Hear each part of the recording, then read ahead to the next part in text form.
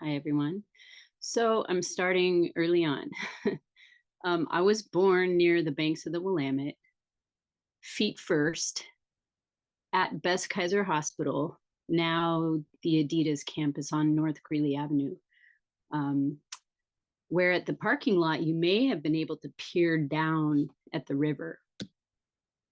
My first 10 years were in Lake Grove, just south of Portland, 3.6 miles from the Willamette was where I lived, immersing myself in the oak and Douglas fir blanketed backyard habitat. I feel deep gratitude for the wildflowers, enveloping native shrubbery, and tree canopies that made me feel secure and comforted. The point on the map is where I lived. That made me feel secure and comforted as multiple sclerosis, my mother's illness, took its toll on her and our family. I was 8 and my brother 5 when we lost our mother. She drew her last breath at the same place where I drew my first, Best Kaiser Hospital. How lovely it would have been for my father to share the hardest news with me and my brother of her imminent passing in a Willamette River Viewpoint family care room or on a nature trail leading down the hill from the hospital to the river. But that didn't exist back then that I know of. I also have tremendous gratitude for my father, who made a point to take us kids camping at mountain lakes and to the ocean and occasionally to Wapato Island, or Sovey Island, as we know it now. I have fond memories of the sunny summer days on the island with the wind blowing through the tall grasses. But I have very few childhood memories of connecting to the Willamette River, surprisingly. Since 2001, I have lived in North and Northeast Portland. I had self-awareness around that time that I wanted to do work that helped eliminate racial and economic disparities. I received my Master's of Social Work from PSU with a concentration in community-based practice in 2007. In 2012, I was approached by 2 community leaders when I was working at Groundwork Portland as executive director of a small environmental justice organization working on community-based redevelopment of brownfield sites and also youth environmental jobs training back then. These trusted people, one who was a Native woman, called on our group to begin organizing disproportionately impacted communities around the Portland Harbor Superfund site.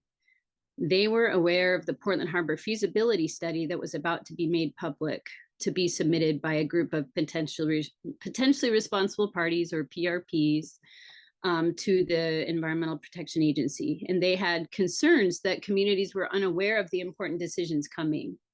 They felt we were the ones who could mobilize impacted communities, having shown a track record of doing so over many years. So we went on to have exploratory dialogues with tribal representatives, existing community groups, and BIPOC community-led groups. Eventually, everyone reached consensus that there was a benefit to forming a coalition. So that was when Portland Harbor Community Coalition began to form. This is a picture of some of our Willamette Cove Train the Trainers crew. PHCC's organizing, along with other community groups, led to a higher level cleanup in the record of decision for Portland Harbor. We also led the effort that succeeded in achieving a higher level cleanup for Willamette Cove Upland site, future nature park.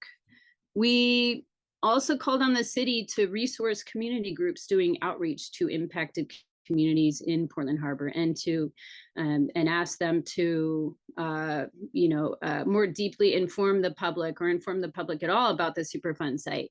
The city now has a community grants program and full-fledged community outreach program dedicated to Portland Harbor impacted communities. For over a decade, we have supported communities to reconnect or to connect for the first time with the Willamette, honoring historical, cultural, and spiritual practices. And we will continue to do so, and to call on decision makers to co-create a cleanup, restoration, and redevelopment of the Superfund and surrounding areas that makes all of us proud, and that provides healing and benefit to those whose families have been harmed for generations from exposure to contamination. Now, before I wrap up, I want to show a short animated clip of a caterpillar by Alicia Garcia, who is a Colombian-born, globally raised, multidisciplinary artist, activist, and cultural activator.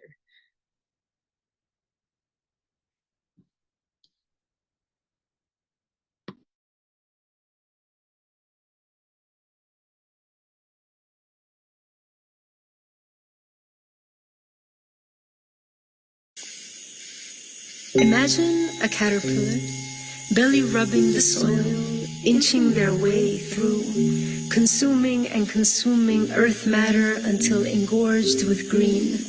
When the time comes, it wraps itself in a cocoon of isolation where it's attacked by the same juices it once used to digest food.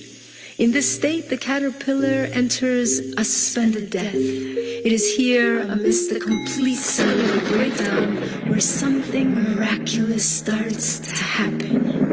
Imaginal cells are born. Imaginal cells have the information code for the butterfly. And while no single cell has all the information, collectively, out of apparent death, they bring forth the majestic creature. Now, the caterpillar's existing immune cells, vying for the caterpillar's life as they have always known it, attack the imaginal cells for being foreign, different, unfamiliar. But the imaginal cells are unaffected, as if floating just out of reach, full of imagination with what's to come.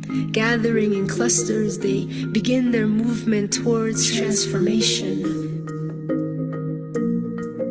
The caterpillar, we can assume, never knew it could fly, having lived its entire life up until that point on dirt and leaf. But after crossing the grueling threshold required for transformation, the butterfly can now soar up to 7,500 miles.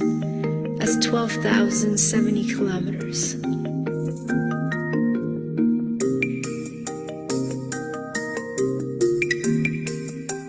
As a species, we're not much different from the caterpillar.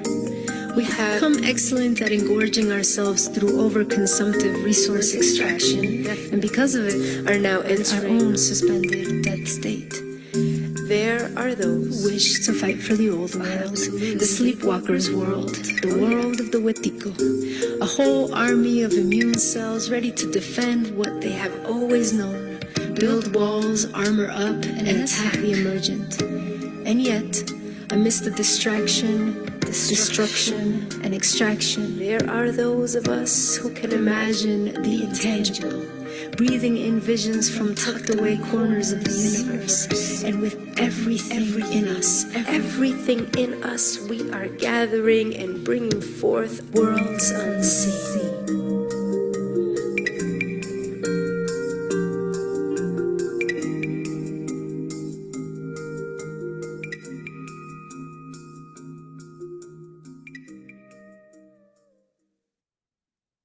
Alicia teaches us that, quote, envisioning and co-manifesting a just and thriving world is an act of reverence for everything that brought us here. This time is inviting us all to become imaginal, vision seekers, catchers of future moments untold, dream weavers despite and because of the cessation around all around us.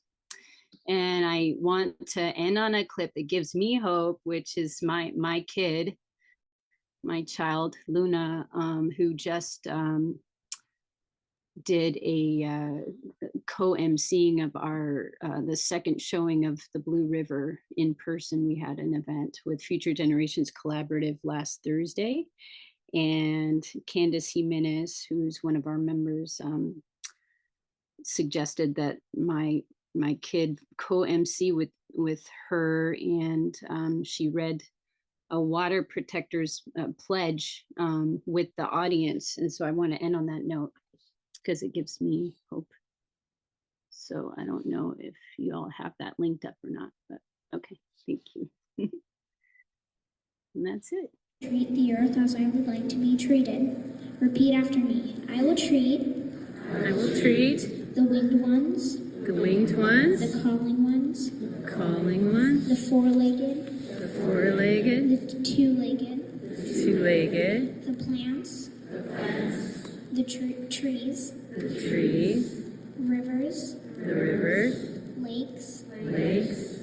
The earth. The earth. With kindness and respect. Kindness and respect.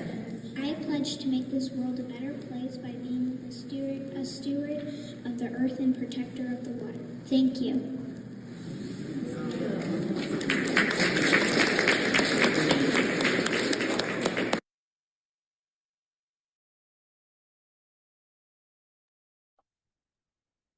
That's it. Thank Great. you, everyone.